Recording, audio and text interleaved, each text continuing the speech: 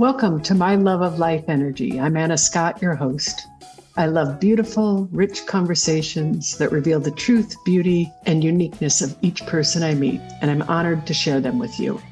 Good morning and good afternoon, and welcome to my podcast, My Love of Life Energy. And today I'm delighted to have Julie Stuart, a somatic and transformational coach. And if you were with me, she was my first guest on my podcast, I think 6 years ago. Oh my God. Can you believe that? I mean, I remember it was 6 years ago, but I don't remember being the first. I can only imagine what's changed since then. Well, I wanted to have you back because both of us are seekers, and you are living in Colorado. You're on your third year of craniosacral work. Am I saying that? Yeah, craniosacral. Yep. And I've just and you've been through a deep transformation in relationships, and I've watched in awe of what you handle and what you're noticing in your life. And it's beautiful what you're doing. Absolutely profound. Thank you. And how you've handled and navigated probably one of the most difficult things anybody could ever go through. And you've done it with grace. I'm going to try not to laugh, but thank you. In some ways, I I can feel tell like, you did. in some ways it's been graceful. In some ways it's been messy, but there's grace in the mess, I guess, too, right? Yeah, Messy. yeah. You've really what really struck me is you shared with me how when you get present and still, you can see life is unfolding. The next thing will show up. Do you want to say more about that? Yeah, it's the present and still more often than not comes from a place of constriction. So because I feel like I'm, flowing through life or moving through life in whatever way that is, but I recognize that when I'm feeling a sense of either internal chaos or overwhelm or shut down, unease, anxiety, whatever that is, I have to stop. That's like the only way I can go move forward from that place is just slow down and find the stillness inside of me. Mm. And what's interesting is if I can, or when I can go there, and there's always an invitation from there if let myself rest there long enough. And that could just be seconds or maybe days. Um, Things start opening and expanding. It's like life kind of wants me to energetically expand and let the universe take charge.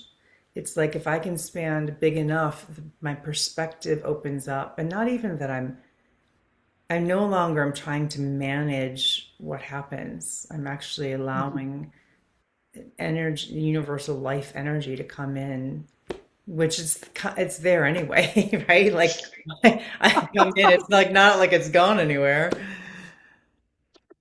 Yeah. I'm just I now just paying attention to it. I'm letting it drive as opposed to me and my little, intellect that has only so much information, trying to manage life by that and manage life by my sense of like protection and constriction of ways I've had to protect myself in life to stay safe, over the years. And if I can trust something that I don't need to do that, it becomes much more easy. And what I've noticed in you since, spoiler alert, Julie and I have known each other, I don't know how many years, 20. 20. It's been 20 years. I've watched how you've slowed down and the spaciousness inside of you Mm. has expanded. Ah, yeah, that's how it feels. Yeah. That's how it feels. And with that, there's so much greater capacity for everything that's actually important, you know, when Say more. yeah, like what's really important for me is connection, creativity. Creativity is huge for me. I never realized that. And I don't mean it in like in a traditional sense, like I've got to make something like, like my pull out my coloring book or something.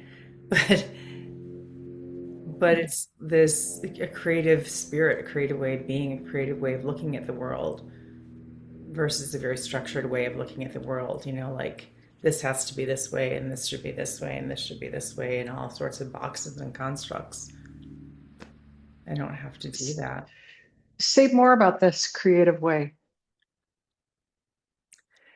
Yeah, the creative way, and not that it's easy or simple. Well, I guess it's simple, but it's lives outside of my conditioned way of believing that life is supposed to, of what life is supposed to be. That a friendship is supposed to be this, that a partnership is supposed to look this way, that I'm supposed to have this kind of work, that I'm supposed to work from 9 a.m. to 5 p.m. Um, all the shoulds and like there's a lot of shoulds and they still exist in my system. I just recognize them more closely because they feel I get anxiety. I realized my nervous system gets a little bit agitated when I have a should somewhere in my belief. And sometimes I don't even recognize that there's a should until I recognize my nervous system is going a little haywire. And I'm like, oh, what's the should belief that's gripping me a little bit? Wow. Talk about an endorsement for self-awareness.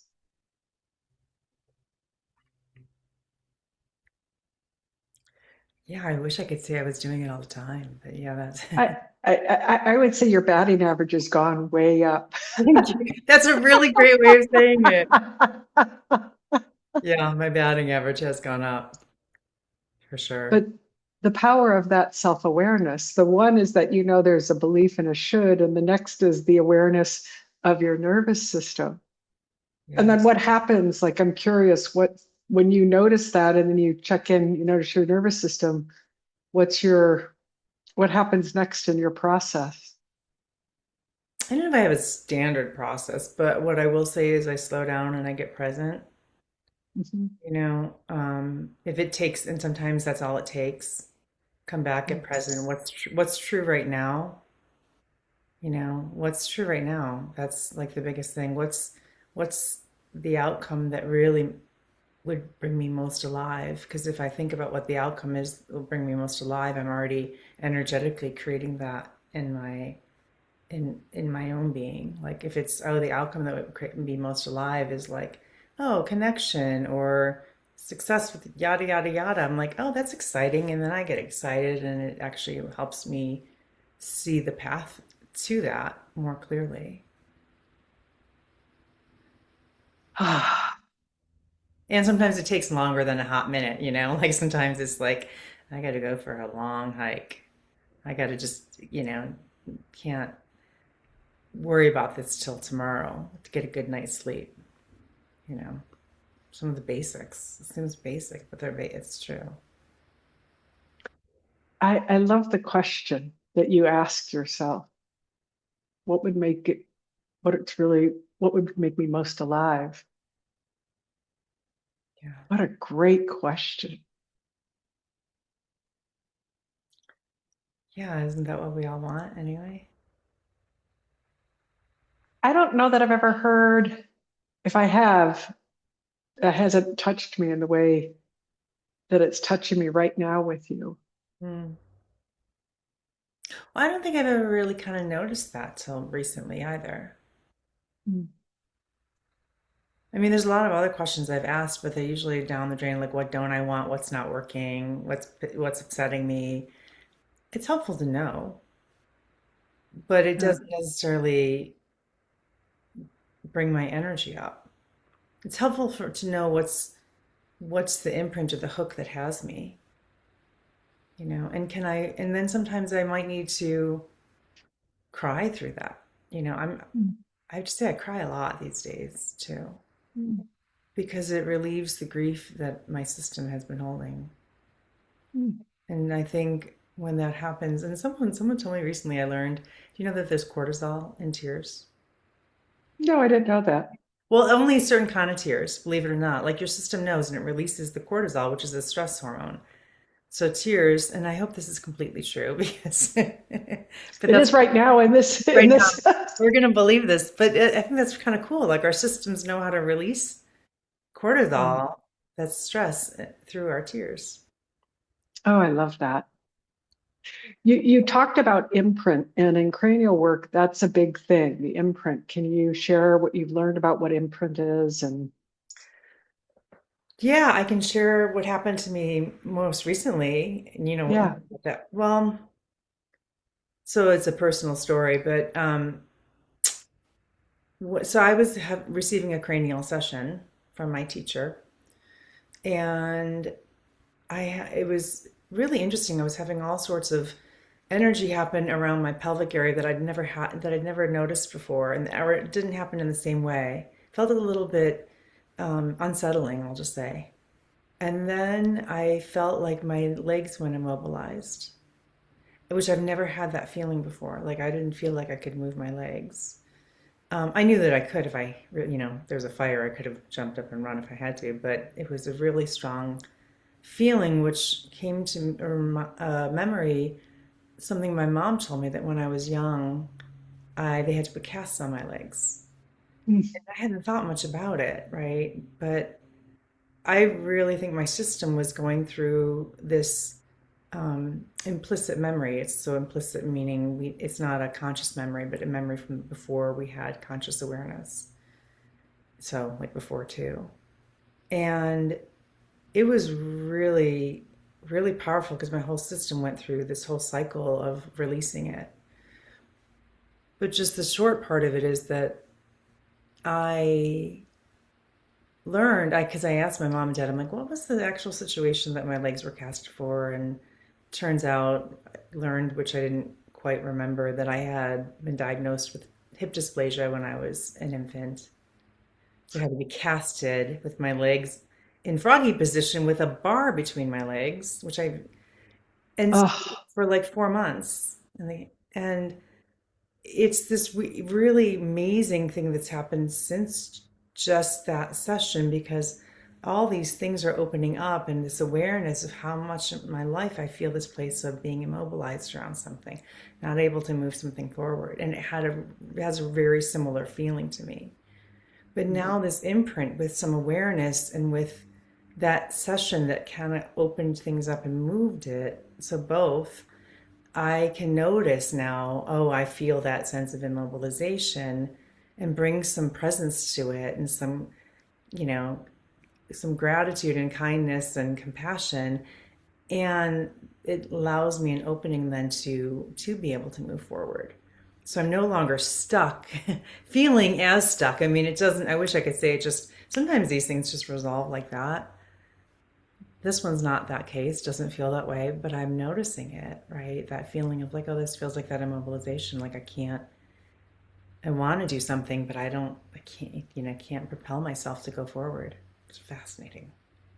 wow. It's really fascinating. It's what I just heard you say is like this, like that memory of the immobilization was so deeply imprinted in you. You get that feeling, and that's where you would stay. And then trying to break through that feeling was too much work. You'd have to have too much energy. But because you experienced it, now the energy can flow through. Yeah. And it came with a belief too. I can't. The belief was I can't do this. Yeah. It's too hard. Yeah. Oh, God. Yeah. The depth of that. Yeah. We'll see what's going to happen next. Yeah. But what, I mean, thank you. And what's really um, brings me a lot of compassion for where people are, because we all have different imprints, whether they be from that period of time in our life. We could have an imprint from being within the womb, we could have an imprint from ancestry. We carry our lineages down through our body until what's happened gets seen in present awareness and digested, with love and Mhm. compassion. And when that happens, what was binding before in our nervous system stops binding and protecting. Mm. It gives us more freedom. Mm. No wonder you're asking a new question.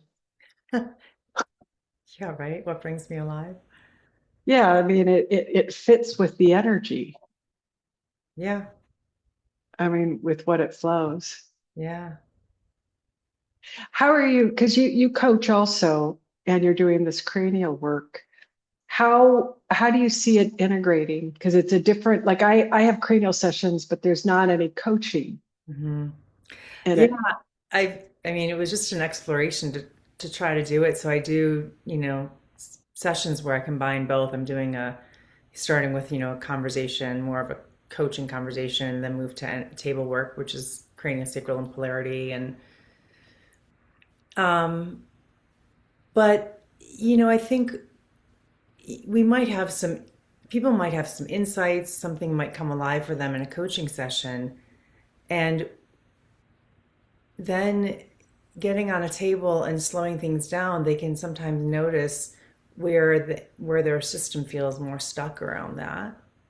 Mm. And also just slows them down so that whatever insights came through during a conversation can really land a little more deeper in their nervous system and in a nervous system that's more relaxed and open. Because if there is some tension or holding, the craniosacral and polarity work will open that up so the system can then absorb it and integrate it. I don't know how else to describe it. It's hard to describe. I hope that makes sense. No, well, you said the magic word. So relaxed and open, the work that I've been doing with Sarah McCrum is all about relaxed and open. Mhm. Mm. And yesterday, you don't know this, but David's having to have another heart surgery. And then Maddie, within 25 minutes, Maddie called me and is having to have something with her female. She's having to have a procedure. So Oh, with all in 30 minutes, I had these two things. And I watched my nervous system like just clamp down again. And I went through my mind, like, trying to go, what's going to take the elephant off my chest? And it was, oh, relax and open. Can I relax and open? And because I'd relaxed and opened for the last 6 months, I could find my breath. wow. That's, Yeah. go ahead. Well, I was just gonna say, can I offer one little tip that I've learned? Yeah. If you Yeah. already know this, but um, I do my best to really appreciate that constriction first, right? Because Yeah. it's like wanting to be met, like, oh, thank you, nervous system, for trying to protect me. Yeah. Mm. Because the nervous system doesn't know the difference between, right, fear and real true danger. Everything is a perceived threat in our nervous system. Oh, Julie, the generosity of that is actually the opening. And I think it helps me, because as a coach, it's really easy to see when people get triggered and constrict, and I have so much compassion. But in my day-to-day life, as I'm moving fast and someone that I care about is constricted around me, it can work myself up. I can feel my own constriction around their constriction. But if I remember that their nervous system too is just doing the best it can to Mm. take care of itself, I find that I've got more compassion in my day-to-day life in general. Well, I just feel the love. The minute I love what is, the acceptance. Yeah. And I don't know about you, Anna, but for me, I got to go way slower in my life than I used to. Because if I go fast, all my old patterns come back in really quick. Not as much or not as intense, but I just notice it. Like my system likes to go slow. I'm Mm. like, I heard this phrase like, are we moving at the pace of nature or are we moving at the pace of our cultural conditioning? You know, and nature moves a lot slower than cultural societal conditioning. Well, it's so funny. It's like in relationship too. I can feel you're living in harmony with your nature, or moving with the harmony of your nature, Mm. or at the pace of your nature, like the softness. Yeah, more often. Yeah, more often. I heard my latest phrase that I keep saying is, our our minds can have all the visions and dreams and hopes they want, but if our nervous system can't be with that and our belief system or identity doesn't believe it, then we'll never move forward. Mhm. So that's why I think that coaching and somatic, the cranial work works so well together because it's working on both those levels. The one of the things that you said to me that I haven't stolen yet and published, but may still, uh, it was about our identity, that you have to change your identity. Like sometimes you saw that. What can you say about that? Well, identity is our belief system too. It's our beliefs and expectations live in there. And it's often like if I live in this way, right, this conditioned box, then I'll be okay, right? But to stay in that box sometimes limits our creativity, our ability to see, things that bigger picture, our ability to see kind of whatever it does, any kind of box is going to be limited. So if I can let go of those beliefs about what I think I need to be happy to survive, then I get to live more in the moment. But it is a little bit of the identity is the tighter the identity, the more constriction and more like I have to live in this way to make things Mm. work. Um, but it's also this belief that like I think it's a fixed thing too, but it's actually not. Mm. Mm. Not that that's part's easy, but There seems to be uh, like I had this image of all these little things that were tethered down like balls before with you, and now they all got loosed and they're all jumping around going wee and yay. in this moment, maybe. I'm sure other times I'll other shit down, but right now in this moment. But it's so fun. Well, think of it like we've known each other for 20 years, so like what's like I see you as just have so much more freedom in who you are than than when we met 20 years ago, which I think both of us were living pretty tight. Oh no, not me at all. I wasn't trying to control anything. But but yeah, like what identities have you let go of? Oh God.